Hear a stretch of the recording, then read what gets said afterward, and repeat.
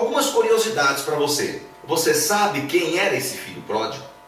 Você sabe quem era o irmão do pródigo? De quem Jesus estava falando? Com quem Jesus estava falando? Onde ele estava quando ele contou essa história? Eu preciso que você fique comigo para saber quem é o filho pródigo, quem é o irmão do pródigo e onde Jesus estava.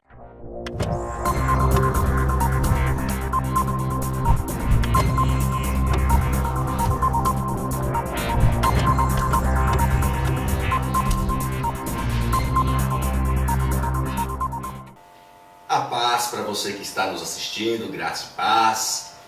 Gostaria de convidar você a se inscrever no nosso canal, tá bom? O nosso canal tem sido bastante abençoador, com palavras bastante exegéticas, né, das Escrituras. Você que está entrando, você que está assistindo os nossos vídeos, deixa um joinha, curte aí, deixa um comentário, mesmo que você tenha uma opinião contraditória, mesmo que você tenha uma opinião diferente, a gente gostaria de saber o que você pensa, o que você tem achado, o que você tem achado do nosso trabalho, tá bom? Que você divulgasse. A gente conta com você, tá bom? Eu preciso saber o retorno do que você tem pensado.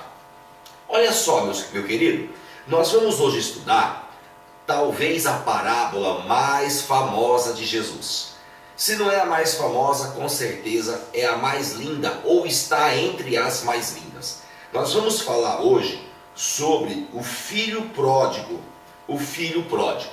Bom, a parábola do filho pródigo se encontra em Lucas capítulo 15.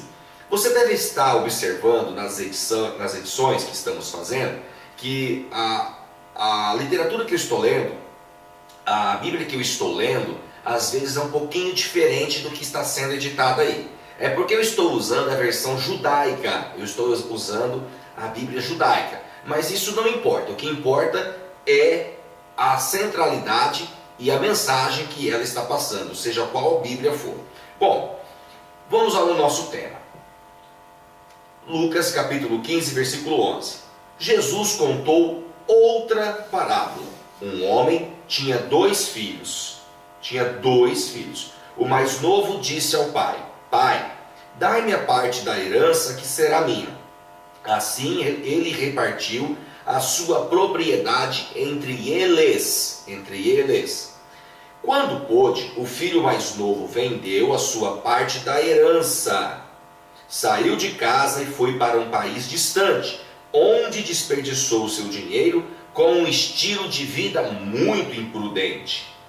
Mas, depois de ter gastado todo o dinheiro, uma fome severa aconteceu naquele país e ele começou a passar necessidade. Por isso, foi se empregar com um dos cidadãos daquele país, que o mandou a seus campos para alimentar porcos. Ele desejava encher o estômago com as vagens de alforrobeira que os porcos comiam, mas ninguém lhe dava nada. Caindo em si, disse: qualquer um dos trabalhadores contratados por meu pai tem comida de sobra. Eu estou aqui morrendo de fome. Eu me porei a caminho e voltarei para o meu pai. Ele direi: Pai, pequei contra o céu e contra você. Eu não sou mais digno de ser chamado seu filho. Trata-me como um dos teus empregados. A seguir, levantou-se e partiu ao encontro do pai. Estando ainda longe, o seu pai o viu e se encheu de compaixão. Correu até o seu filho e abraçou-o e o beijou. O filho lhe disse: Pai, pequei contra o céu e contra você. Não sou mais digno de ser chamado seu filho. Mas o pai disse aos escravos: depressa, tragam uma roupa, a melhor, e vistam nele.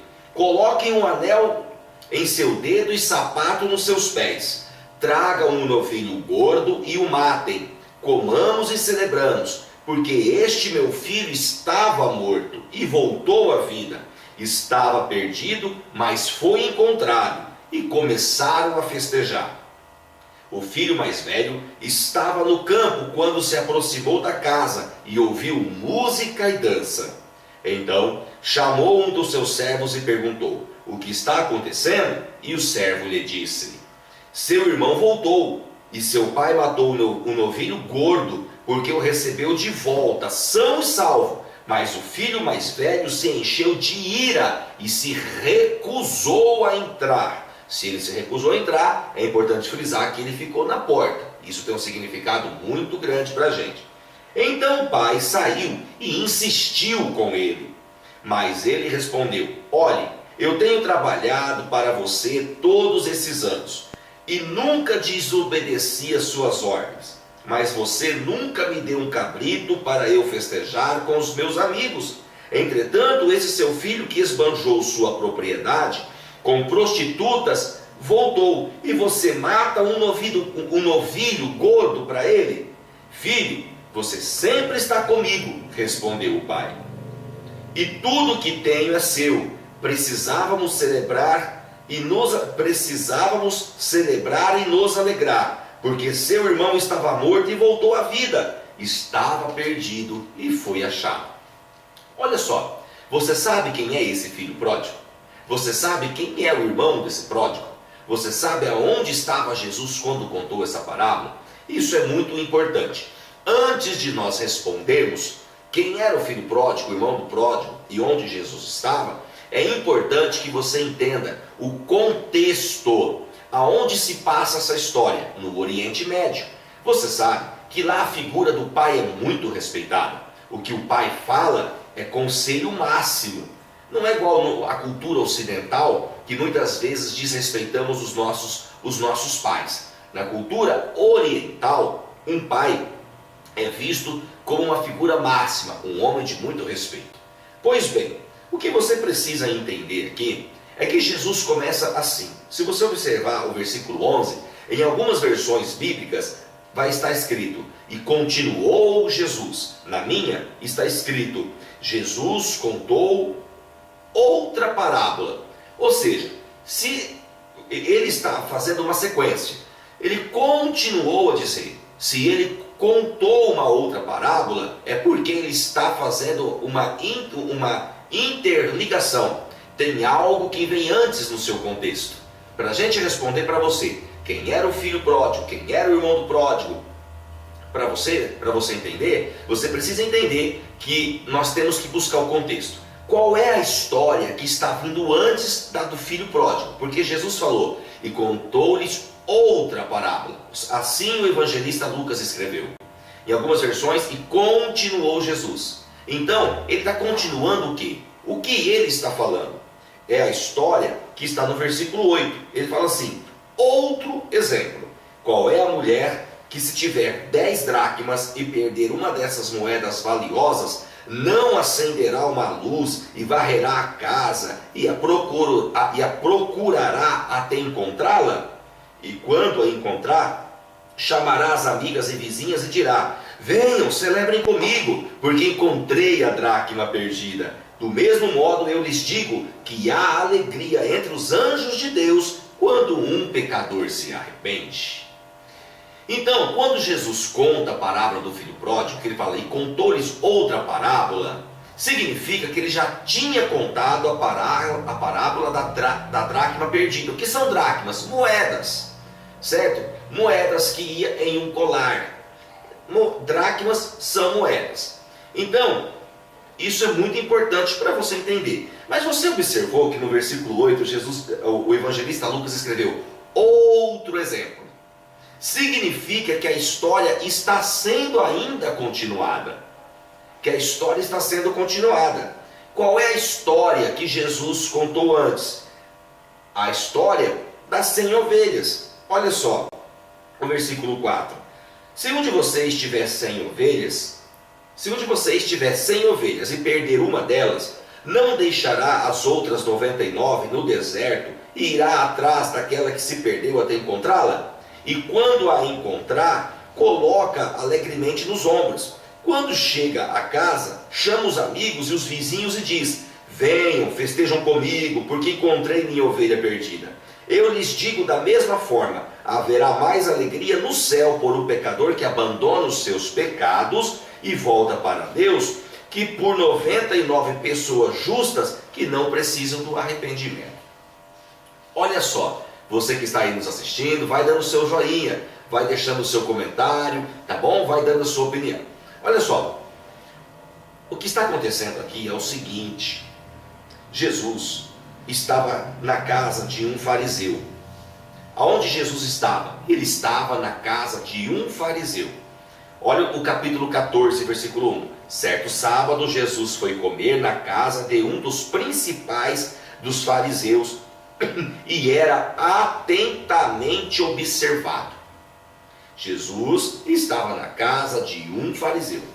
E ali tinha muita gente religiosa, muitos fariseus com Jesus.